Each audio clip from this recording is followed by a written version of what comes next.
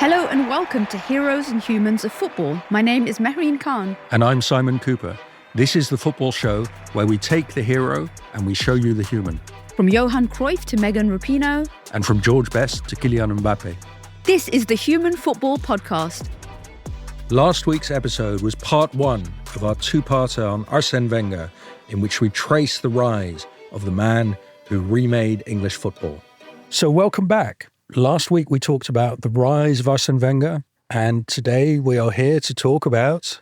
the fall of Arsène Wenger. You think it's funny? I think it's the best bit. I mean, it's comedic in how bad it gets, how bitter it gets. It's also an age thing, because I'm in my 50s. I remember great Wenger, and you're a child. I only remember the meme version of Wenger. Yeah. His name, even, it's kind of become bigger than him. It's almost like, you know, how when you speak of Merkel, it represents a certain way of leadership. Wenger is like, it become the poster boy for when you just stick around too long and the people who loved you fall out of love with you and they can't even remember the good times anymore. It's also funny because he's so dignified. He has this exaggerated French sense of dignity that when he loses, he just can't cope. Yeah, I mean, you used to see him stamping his feet. It wasn't a befitting ending. It definitely was not a Hollywood ending for Arsène Wenger. But let's just go back. Let's sum up the rise. He arrives in a completely insular, xenophobic English football that's out of touch with the rest of the world. He comes to Arsenal in 1996. Everybody laughs at him. At the time, he's badly dressed. He has these funny spectacles. He looks like a lab technician. You know, he has an accent. And people think, who is this guy? Arsène Who is the famous tabloid headline. And then he transforms English football. He modernizes it. He introduces proper food. He introduces foreign scouting. He brings in Patrick Vieira, Thierry Henry. He creates the best English team that's ever played in the English league at that point. Arsenal of the early 21st century, the Invincibles, who go a whole season unbeaten. And arguably one of the reasons why the Premier League is the most watched domestic league in the world, why you find Arsenal shirts, Liverpool shirts, Man United shirts in every corner of the world. That is an epoch which I think Wenger started. And he goes toe-to-toe with one of the GOATs, right? Sir Alex Ferguson. He's there every other season. Beats Ferguson, and Ferguson learned so much from Wenger. And in a sense, they despise each other, but they're also soulmates. They love each other. Wenger makes... more than anyone else, he makes the Premier League into what it is. He creates this new international, ultra-professional league. But after that Invincible season, 2003-04, it goes horribly wrong. And they do not create a dynasty as so many of the great clubs do. For example, the 99 treble-winning season of Ferguson goes on to win many leagues. Ferguson does have his Hollywood ending.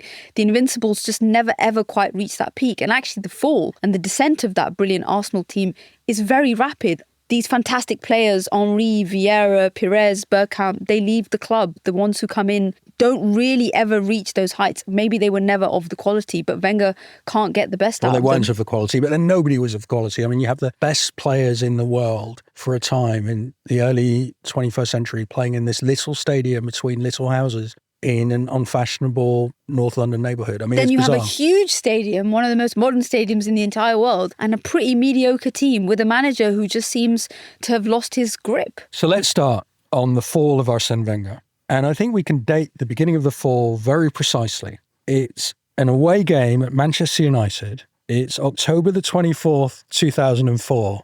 And like the whole fall of Arsène Wenger, it has strong elements of comedy. Yeah, and violence in some sense. It's almost the bistro comes alive in Old Trafford. The bistro where he grew up in a bistro in the Alsace, in his parents' bistro. So Arsenal go to Old Trafford. They're still unbeaten. So they're still carrying on their unbeaten legacy. I remember watching the game. It was on Sky Sports on a Sunday. Wayne Rooney, he dives for a penalty. It's a clear dive. And you're speaking as a neutral. You're a Chelsea fan. Yeah, I mean, the guy, it was a dive, but they get the penalty. Now, it's really important to understand this exact fixture the year before, when Ruud van Nistelrooy has a chance to basically make sure the Invincibles never happen. He has a last-minute penalty at Old Trafford to beat Arsenal 1-0. And he misses, he hits the crossbar. And you see this incredible image, I will never ever forget it, of Martin Keown at the final whistle, sort of towering above him like a demon, right, bashing him with his forearm. And the entire squad of Arsenal players just descending on Van Nistelrooy, who's got his head on the ground because he's just missed the penalty. That season, of course, you know, they go on and then become the Invincibles. It basically was a hit of a crossbar. The following corresponding fixture, Van Nistelrooy scores. United win the game 2-0. And this is October 2004, so this is the season after the following season. They end the Invincibles run. They lose 2-0. Arsenal are very, very aggrieved at the full-time whistle because they think they've been cheated by the referee. They think Rio Ferdinand's been kicking lumps out of all of their players and the ref is biased. And Wenger is particularly aggrieved. He's fuming. Yeah, he's even more angry than he usually is. Yeah, he's so angry he doesn't know what to do with his limbs, his arms or anything. You see Henri squaring up to Ferdinand and Scholes at the final whistle. It's horrible, but it's brilliant, brilliant TV. And so then both teams leave the field. Okay, so what happens in the tunnel? So the way the changing rooms work is that they're quite close together and they're divided by this very narrow corridor. And when substitutes, I didn't know this happened, but the home team would put out a bit of food for the subs that don't get to play in the game. One of whom is a 17-year-old Cesc Fabregas, who's out munching pizza. Future world champion. He's sitting munching pizza and he just sees this swarm of players. He sees Martin Keown throwing punches, Rio Ferdinand, Patrick Vieira, Wenger's getting involved, Ferguson. There's a melee in this tiny little corridor. These are some of the most aggressive people in the history of English football, all in one small tunnel. Sweary. My huge regret about that is it should have been televised live. It would be like a UFC match. Yeah, it would have got more spectators than any Premier League match ever. Yeah. Yeah, what a shame. So Cesc is munching on his pizza and he sees Vieira and Keown throwing punches and he wants to get involved in the melee because he's hyped up. Yeah. He's got nothing to throw. He looks at what's in his hand, pizza, and he lobs it with only the precision of a Barcelona Academy graduate and it lands square on the face of Alex Ferguson in what would then become known, immortalised as Pizzagate. Fabregas, by the way, who's also the man who revealed to the world that the Queen is an Arsenal fan. Did he actually? Yeah, he said Arsenal had met the Queen, and according to Fabregas, she said that she supports Arsenal.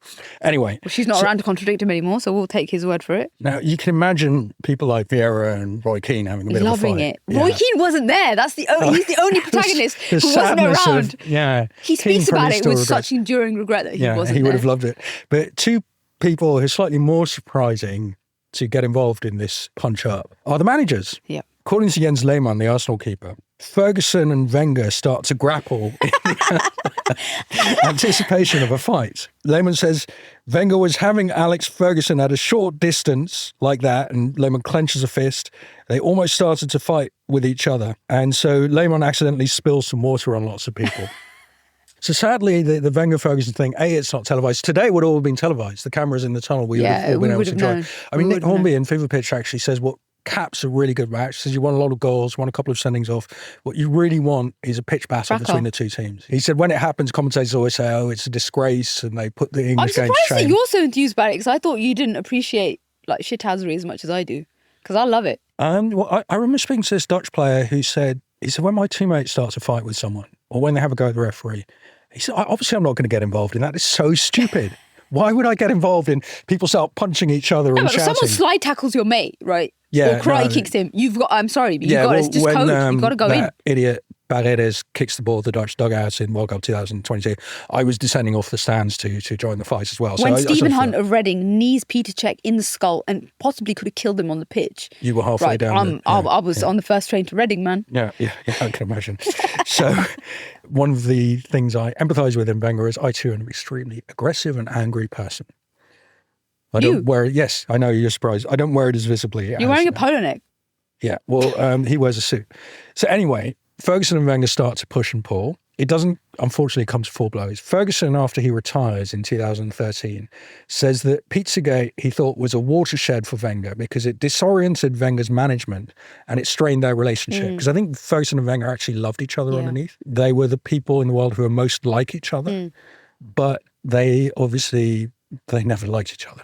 Wenger speaks about how much he hated losing, and he said the pain of losing a match meant that often he would actually throw up after games because of how visceral the pain was for him. So you can imagine all of that kind of becoming this whole ball of testosterone mess and ending up with a few It's this punches. Contradiction he has in him, because in his book he has this passage about I don't like winning at all costs. I don't like people who believe in winning at all costs. So when I interviewed him, I said, hang on, you're the most winning at all costs kind of person I've ever seen in sport. You're obsessed with winning. And you scrapped with Ferguson after Pizzagate. He said, he didn't go into the Ferguson thing, but he says it's true. It's a contradiction I have in myself. I was a very bad loser. So he kind of believed in what the French call le fair play, but he was unable to practice it.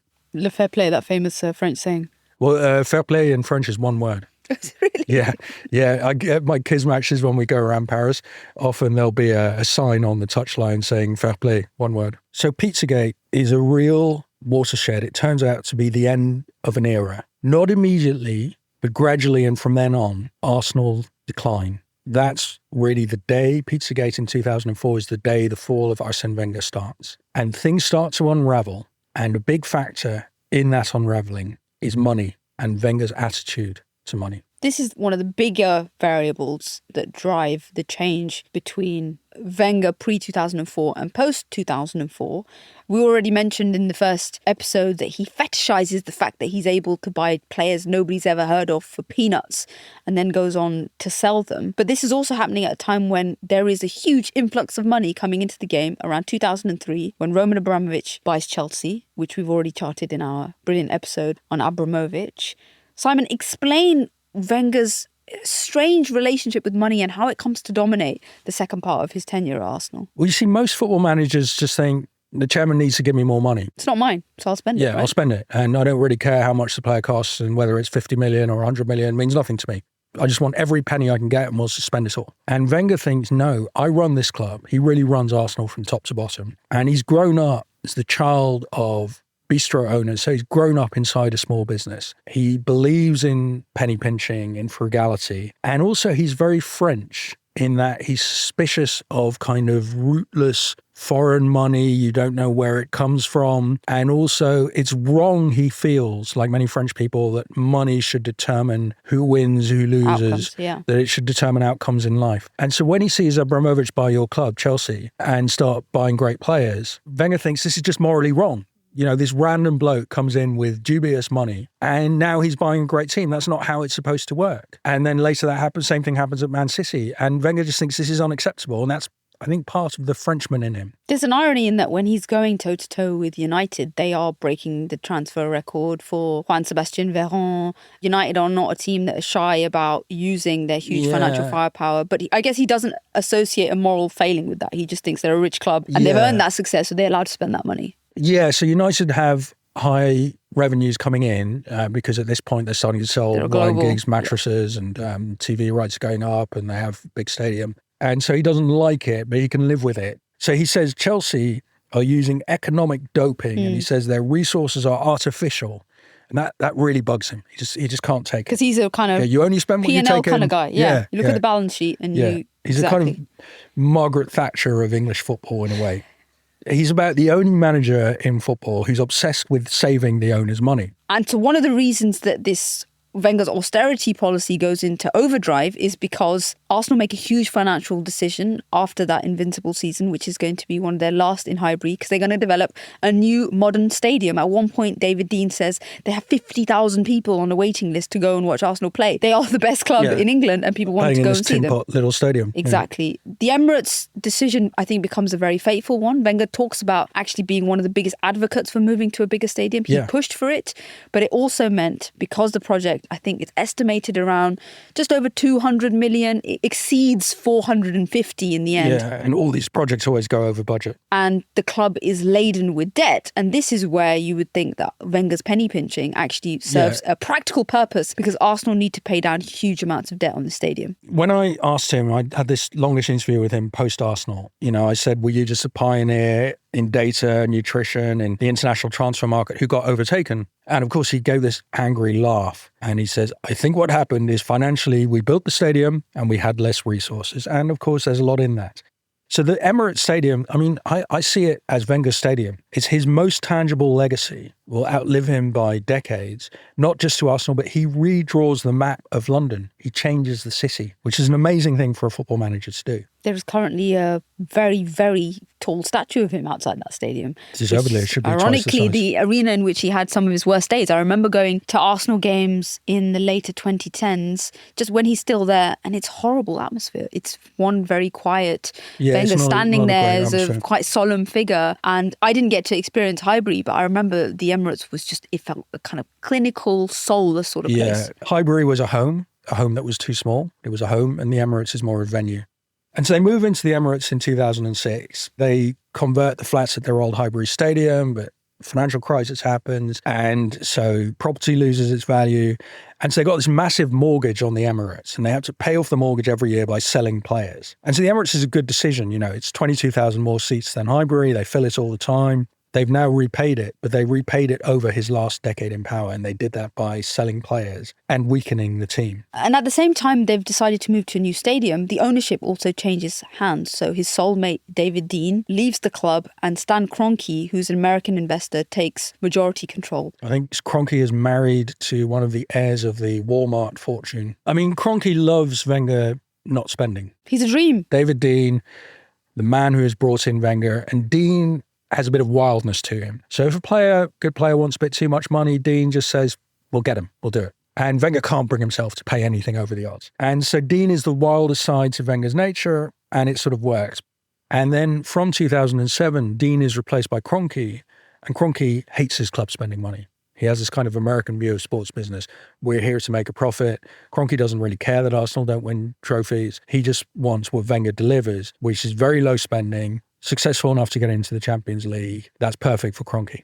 And Wenger's natural penny pinching is exactly what Kroenke wants in a manager. And then from 2007, Wenger is really the sole dictator of Arsenal. He's kind of running the shop all by himself. He makes every decision himself. And so that's really the point where all his flaws become the flaws of Arsenal. And in the Wenger years, less successful clubs in that time, like Newcastle or Tottenham or Liverpool, would spend more on the transfer market than Arsenal. And also he had this weird and ultimately wrong theory of the football market, which is that these overspending clubs, in the end, they would go bust, and there would be this horrible reckoning. Some of them might disappear. And then Arsenal, as the only club that hadn't been overspending, would triumph. And of course, it never happened. The overspenders were fine. So when I think about how Wenger thinks about money, I do naturally think to this sort of German ordo-liberal way of thinking about economics, which is most people in Germany. This is you, the economics editor of the Times, coming out. Yeah, and someone who spent a lot of time in Europe thinking about economic policy, which in Europe is a religion divided by regions. On one, there's the north of Europe, which you're probably more familiar with, and also the south of Europe, which is seemed to be, profligate and about the big state, and you spend money to invest and grow. And in the north, it's this ultra frugality where money is linked to morality, where debt is... Yeah, the German word for Schuld means debt, but it also means guilt. Exactly. So debt is bad. It the means you're a root morally of that bad world comes person. from guilt. Yeah. Wenger also speaks about the fact that he did grow up in a Catholic environment, that he would be on the touchline praying for his team to do well. And I think this kind of streak of morality, which defines that later part of his career, because he thinks that all these other cowboy clubs are doing bad things because they're spending money they don't have. It kind of emboldens his sense that his way to do it is the right way. And if you've ever met a member of the German economic establishment, that level of deep conviction in the fact that you are right, not just on the economics, but on the morality is a streak that I see in Wenger as well. When you see him, that kind of unsmiling, gaunt face, he could be a Bundesbank official, right? Definitely. Yeah. Or, the chief judge on the German Constitutional Court ruling in favour of the debt break year after year after year. And I don't think it's because he's an economist that he's frugal. It's because of a certain type of way that he thinks about economics. And there's a moral hazard built into the fact that if you spend loads of money, but you're not generating the real value to ever pay it back, things explode, right? Yeah, you it develop has to go wrong, bubbles. you think. It has to end in disaster. And the thing about football is not like capitalism or free markets at all. Yeah, there's always some owner who wants to buy the club anyway and is happy to waste his money on it, like at Chelsea, like at City. And there really are Bank of England type clubs, because there are some clubs that are just licensed to print money. And that's the kind of nature of what happened to football ownership. It doesn't really happen to Arsenal. It happens to Chelsea, of course, then Manchester City. Now you have states vying to buy English football clubs. And the gap between Arsenal's relative frugality and the rest is the thing that really explodes, right? The difference between everyone else. I've got some figures that the net spend since 2004 for Manchester City, the net spend was about 600 million. They were at the top. Arsenal were under 100 million. And you got Chelsea around 480 million, Manchester United 330 million. So it's that gulf between Arsenal and the traditional big four that grows and grows and grows. And these are numbers over what period? This is the net spend between 2004 and 2018, so the season in which Wenger finally departs. So Arsenal are massively underspending and still doing quite well, because Wenger's a very intelligent manager and he's still buying players for less than they're worth. But he starts to lose. And so let's talk about the most painful defeat, because here's a man, he's the ultimate European, grown up speaking a German dialect in France. He has travelled Europe. He's ended up in England. So as the ultimate European, the trophy that's the obsession of his life is the Champions League. He's won everything else. I was there. He gets the Champions League final in Paris against Barcelona in 2006. Very dramatic night. Jens Lehmann, the keeper, is sent off early. So Arsenal play a lot of the game with 10 men. But late in the second half, they're 1-0 up. And then Thierry Henry goes one-on-one against the Barca keeper, but he misses. And then Barca score twice. Arsenal lose the Champions League final. They should have won that game. I mean, it's almost like a minute's silence here because this is the worst moments of his life. So I asked him about it. And of course, he spent, probably years cumulatively thinking about that match, although he's never been able to watch it again. And he said, with 13 minutes to go, we were on top of it. Maybe I could have played with 3 centre-backs in the end and hoped we would get away with it.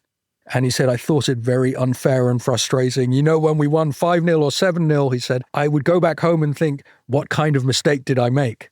When I lost 2-1 in the Champions League final, of course I go home and think, what could I have done differently? Today, as we're recording this podcast, he is sitting at home and thinking, what could he have done differently in the 2006 Champions League final? And it's the closest they ever came, really. Well, I had this revealing moment a year later. So it's 2007, Champions League final, Milan, Liverpool. And I have an invitation from UEFA. So I'm sitting in the UEFA seats. And I look behind me, there's this smell of smoke, cigar smoke, starts to envelop me. And I think you can't smoke in a football stadium. And I look round and the guy smoking is Marcello Lippi. No way. The guy who a year before had won the World Cup with Italy. And Lippi is sitting there with 2 colleagues, Gérard Houllier and Arsène Wenger. I'm sitting about a yard from them, beneath them. And so I hear their conversation the whole match. They're talking in English. In French? Okay. No, I think it's in English. They're all a bit contemptuous of the teams because neither Liverpool or Milan are really at their best at that point. And Milan win. And as they collect the winners' medals, Houllier and Lippi are kind of chilling and not really paying much attention. And Wenger stands up, it's his full height, and he's trying to clap, but really he's just thumping his hands together angrily. He's going. Then he says this line that really struck me. He says, you see, you only need an ordinary team to win the Champions League. And he's frustrated because he's right in a way, because the Champions League, like any knockout competition, there's a lot of randomness. So occasionally a team wins that is not the best team. He finds this intensely frustrating because why did the randomness never work out for him? And why did his great Arsenal team never win the Champions League? And so he's been defeated by randomness, which as a mathematician he understands, but of course he cannot emotionally accept. So he wants to win this European trophy. It's his life goal, but he never gets lucky. And can I tell one more Wenger Champions League? But I'm not going to like this story, am I? Yeah, it's an anti-Chelsea fine, story. Just tell it. It's one of the worst moments of my life. The Manchester United-Chelsea final 2008 in Moscow. Oh, where I didn't watch it. I was too scared.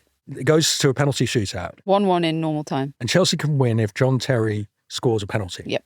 And a little while later, I saw Wenger in front of a small group reenact the John Terry classic penalty. I think I can tell this story now. It was off the record at the time, but with so many years later, the statute of limitations has expired.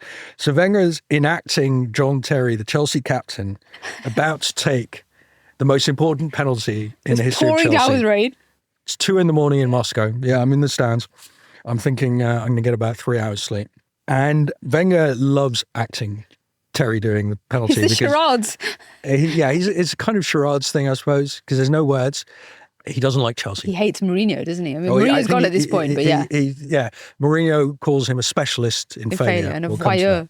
But I think he really just hates the whole Chelsea project of, fueled by money that comes from nowhere. So Wenger's acting Terry, and he adjusts his face into this mask of tension. So Terry's face is completely locked. I can remember it well. In Wenger's imitation in tension. And Wenger says, what Terry is thinking is, if I score, we win the Champions League. But first I have to score.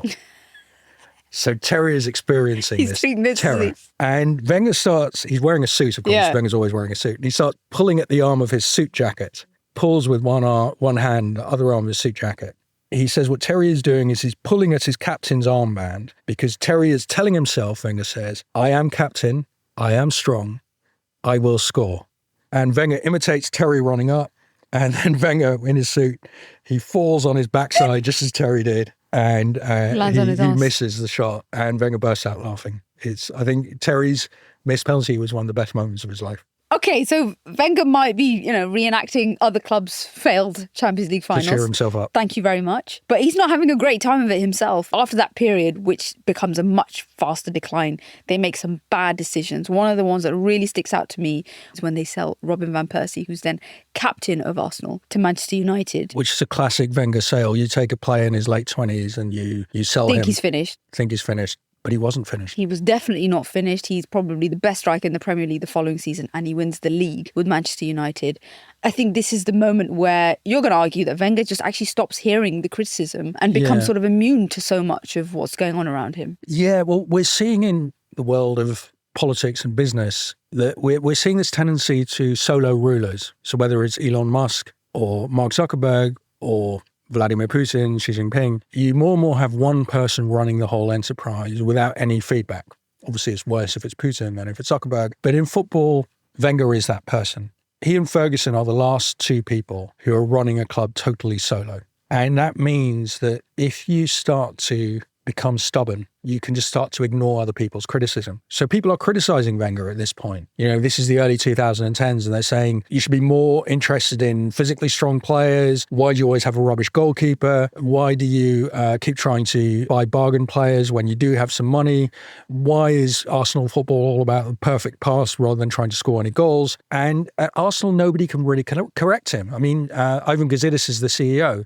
But Wenger had appointed Gazidis, so he appointed the CEO. So Arsenal have become Arsene Wenger's club to their detriment. But that's where I think the world outside starts finally impinging on him. And that's when the criticisms become louder and louder. And you can't help every time he walks into the stadium, he's seeing fans with banners saying Wenger out. And somehow... And spend some fucking money. That's the chant when they lose. Yeah.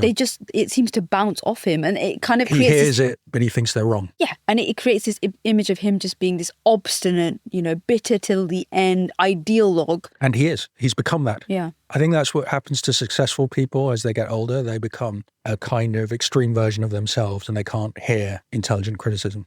And there was this other flaw in Wenger, which is that in some ways he was too long-termist. He was always thinking about the long term and he was always planning his team for, 4 years ahead. And so he developed this obsession with the youth academy.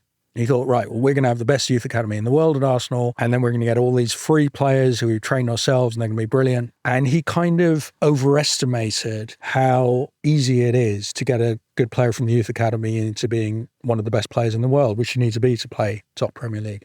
And so these kids would come along, and they'd be 17 and 18 and full of promise, and they'd get into the first team, and then somehow it would never really happen time and time again. So this dreamed of youth academy, his long-termist vision for Arsenal, it just didn't pay off.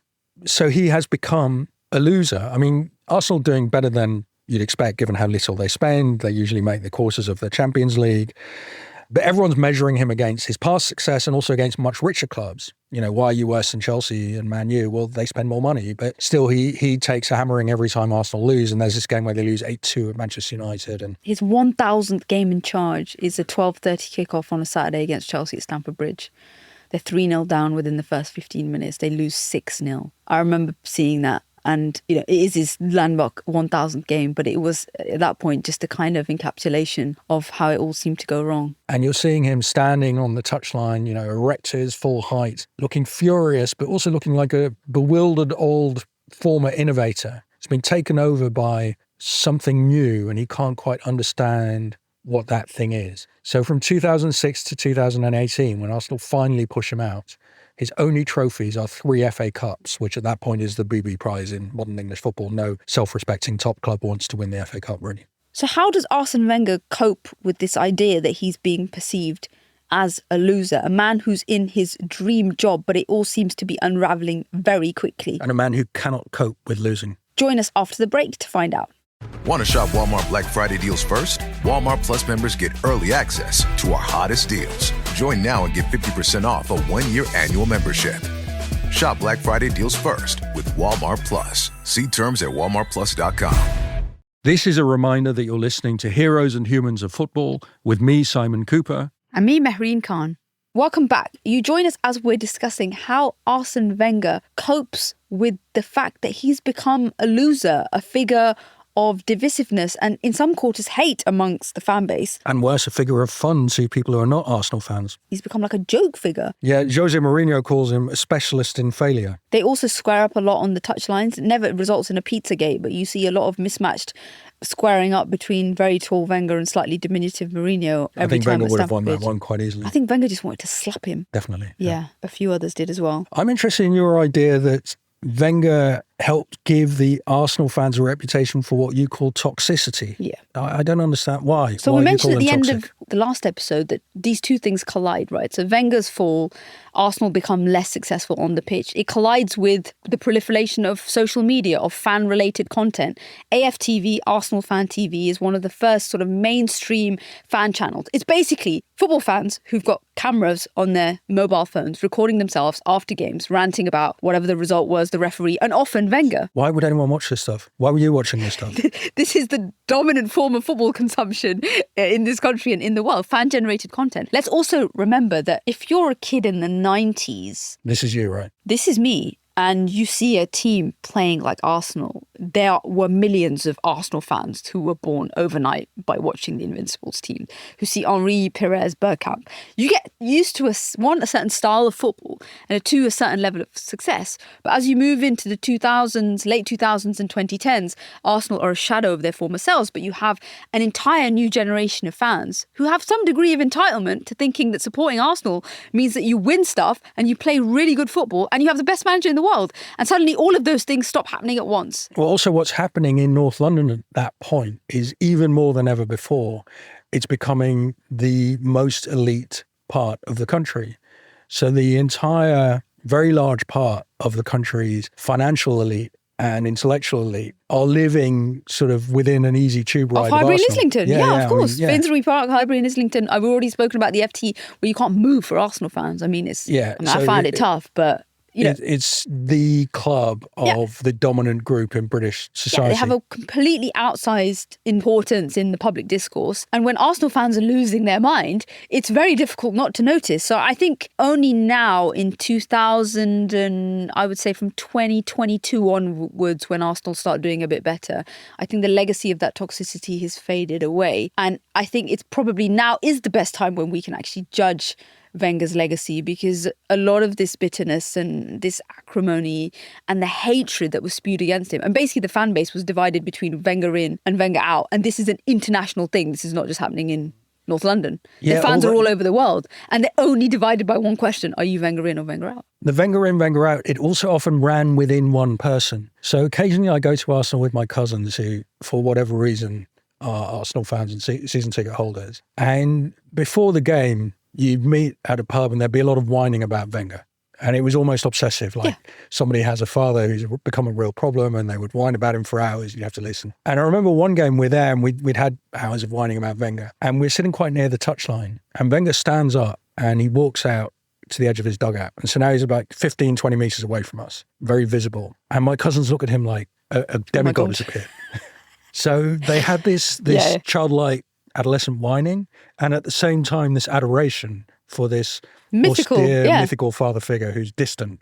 So you see this a lot if anyone is as weird as me. And I went back and looked at old Arsenal Fan TV, so the first couple of years of the channel. That's bizarre. You're the only person who's watched that in the last 20 years. There is this tradition of the most irate, ranting fan who wait for Wenger after a game, so they know where his car comes out, right? And they're ready to basically, they're seething. They've just lost 3-0 against Villarreal in the first leg of the Champions League. They're not going to make it. And you see them with the camera phones ready to attack him. And then as soon as he winds down the window, he stops the car, he switches the engine off, he turns down the window and he chats to the fans.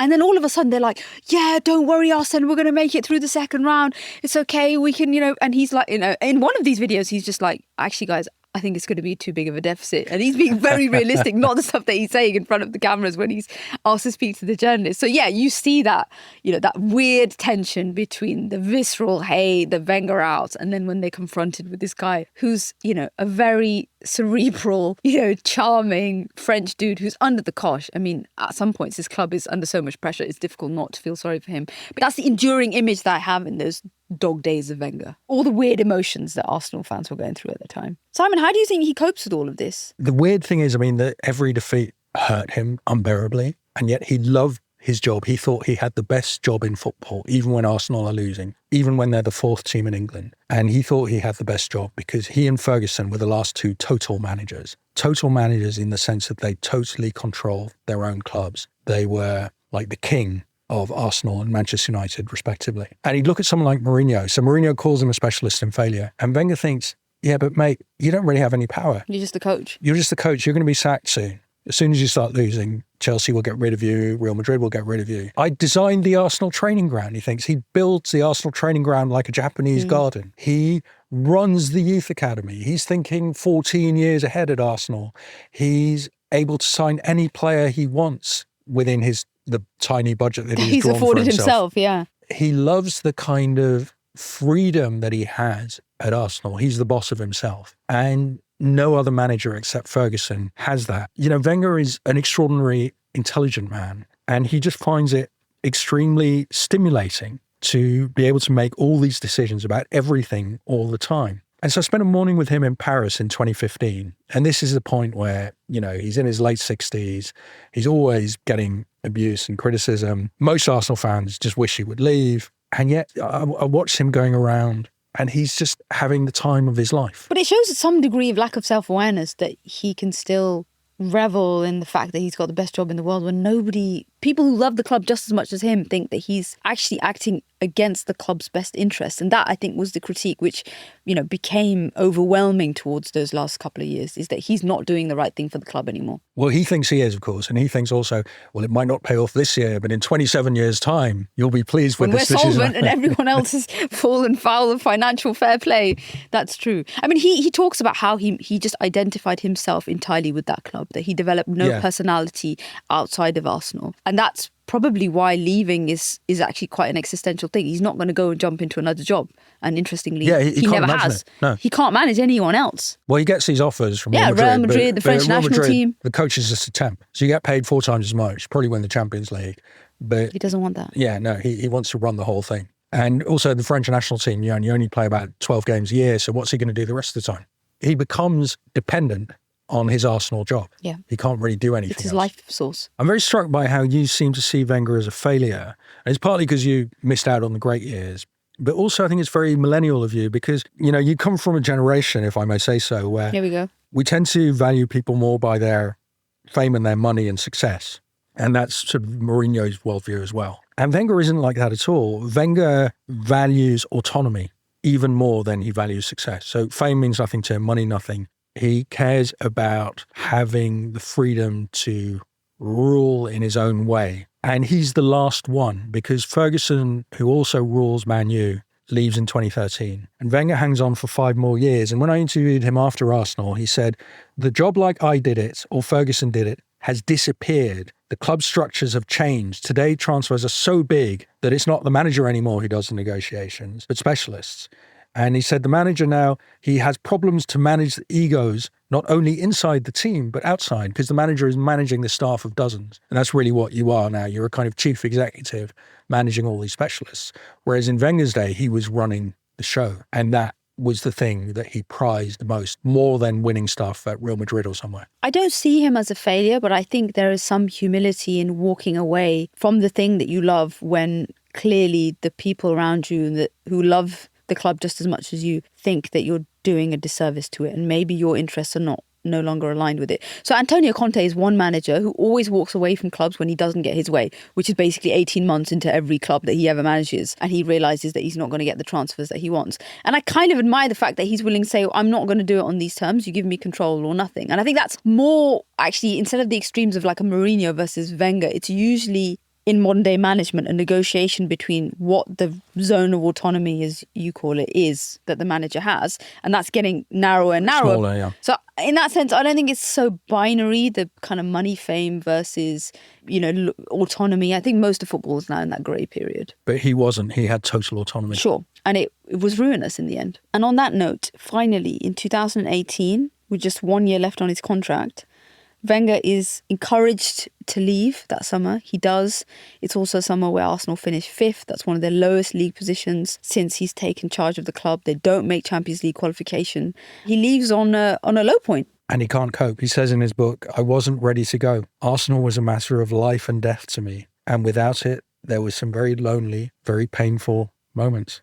Very hard if you're a workaholic. You don't have another life. This is the... And of course, the goodbye is, it's the whole rallying. All the fans are ready for Wenger's last game. The old players come back.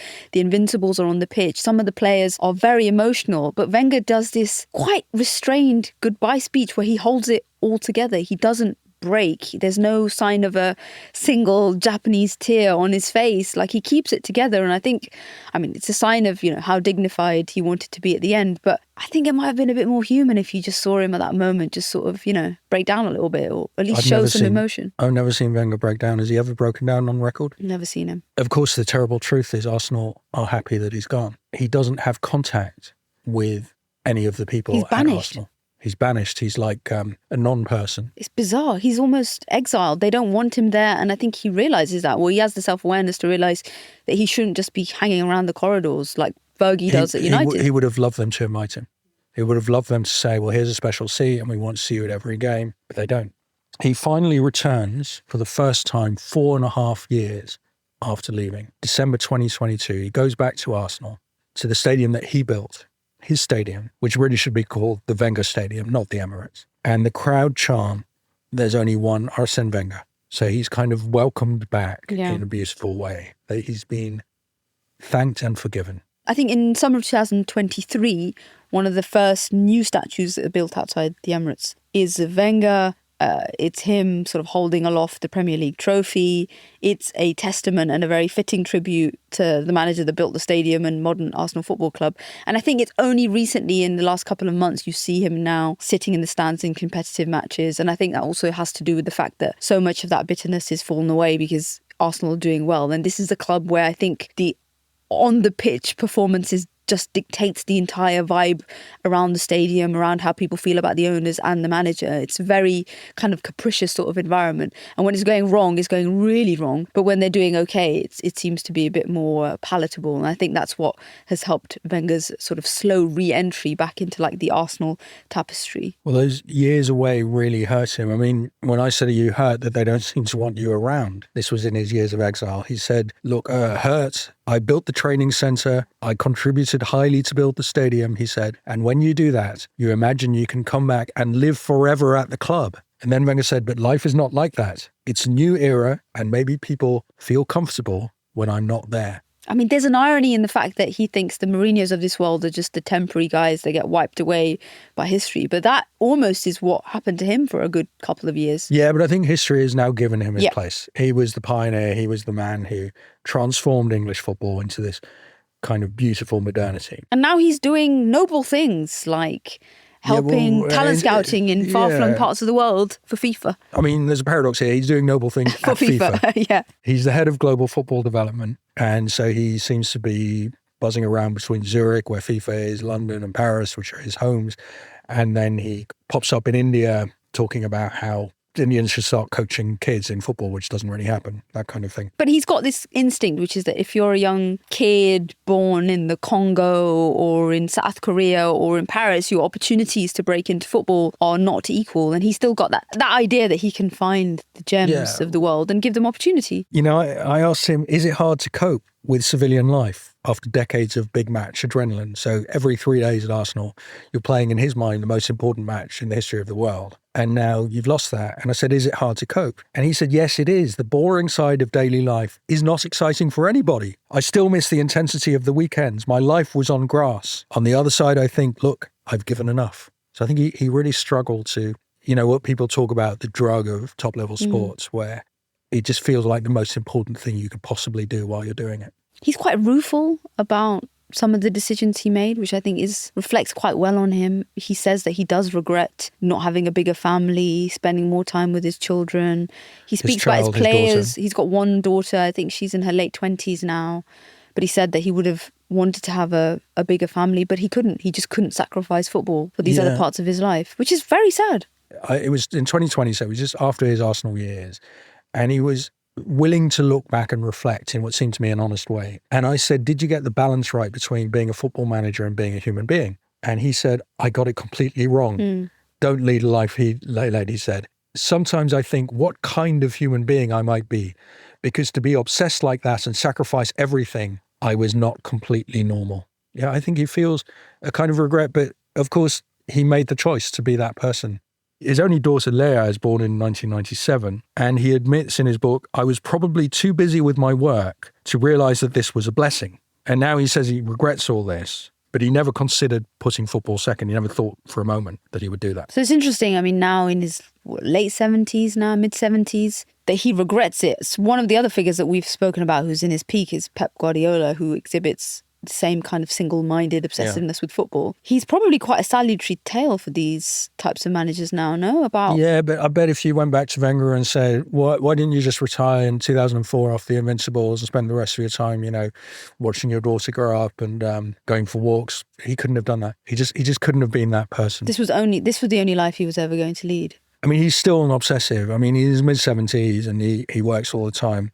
He told me, he said, this was a few years ago, he said, yeah, last night I watched Spurs Chelsea in the Carabao Cup. And then he went to bed and he thought, I missed some things in the game. And so he lay awake thinking about the game. He couldn't bring himself to accept that he wouldn't become a manager again. But he had offers. Yeah, he had offers and he said he rejected countless proposals. And he said he just didn't have the courage. Ex, that's why. He was in love with his ex and he didn't have the courage to accept that he was never going to coach. And so he'd say no to offers, but he'd never officially retire because he just couldn't. Yeah, I mean, technically he's still in the game, right? Yeah. Who knows? Maybe, next week, who's going to Who would be the kind of club that... He wants Arsenal. He wants Arsenal to Yeah, take him back. he wants his ex to come and call him. Or at least make him director of football, give him some emeritus role. He can't just be like that. Why not? He would want to run the whole organisation. He wouldn't be able to cope. Imagine being the Arsenal manager when Wenger was he gave Arteta the captainship, right? He has legitimate claims on being part of the current success. He also made Arteta into a midfielder as well. So, the imprints are everywhere. Yeah. And AFTV is the biggest fan channel in the whole world. So there we go. Even from very unpromising beginnings, it's only because of the poison that was Wenger Out that we have so much amazing football content that you will never consume, Simon. I really want, when the Emirates contract expires, I want Arsenal to call it the Wenger Stadium. So Arsene Wenger, to sum up, a pioneer of football transfers, of diets, of nutrition, of training, of tactics, of how to run a football club in your own image, gets to the peak of definitely English and probably world football as one of the greatest managers of his generation, and then also suffers quite a precipitous decline. And it's partly because everybody copies him. Everybody thinks, right, well, his players only eat steamed vegetables and they don't drink. Well, we're going to do that too. Or Wenger goes and scouts in France and finds Patrick Vieira. Well, we're all going to scout all over the world just like he does. And so other clubs with bigger budgets start to copy his methods. Wenger's the first person who uses data to evaluate players. Everyone starts to do that. So everyone copies his methods. And when everyone is using the same methods, the clubs with the big budgets are going to win. It's Wenger's world. We're just living in it. Wenger's world became everybody's world. So yeah, the Wenger of 1996 was the norm of the 2010s. He was just about 15 years ahead of his time. When everyone caught up with him, he'd lost his USP. He didn't have anything special anymore. And that baffled him.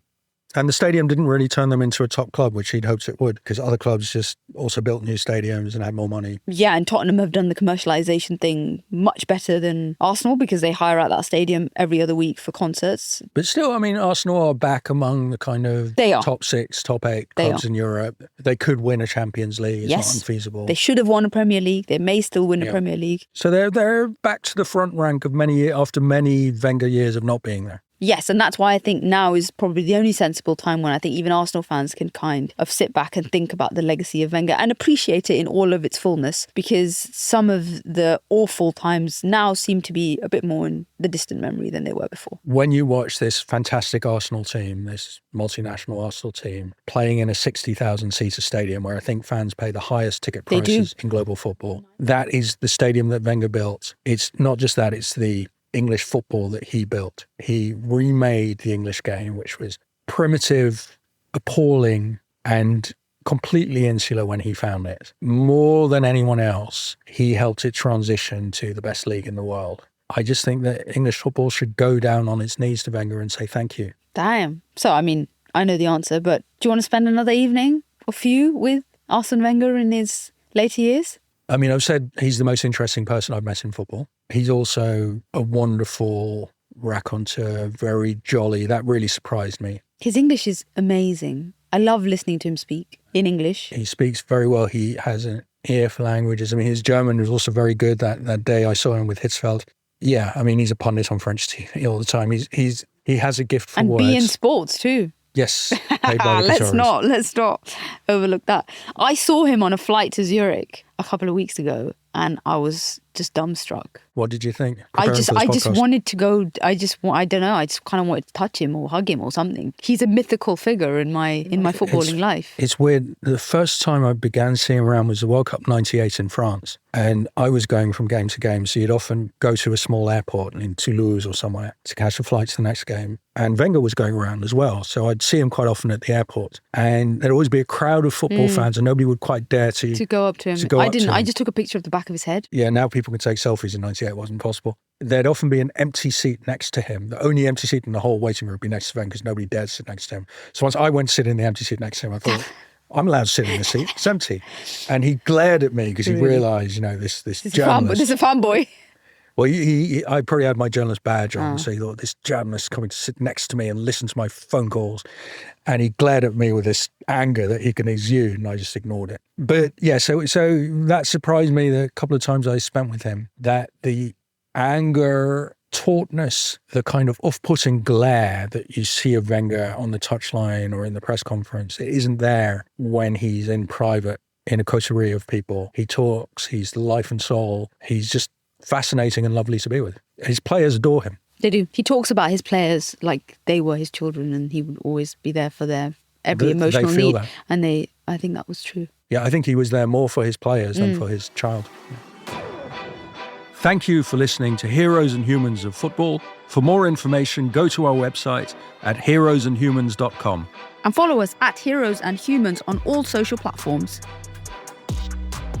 Next week's episode is on Hakan Şüker, the striker who went from being a national hero to an Uber driver. Be sure to check it out. This show was developed by Immaterial and produced by One Fine Play. Matt Cheney is the series producer. Kazra Firuzia is the editor and producer. We have been your hosts, Mehreen Khan and Simon Cooper. And this has been Heroes and Humans of Football.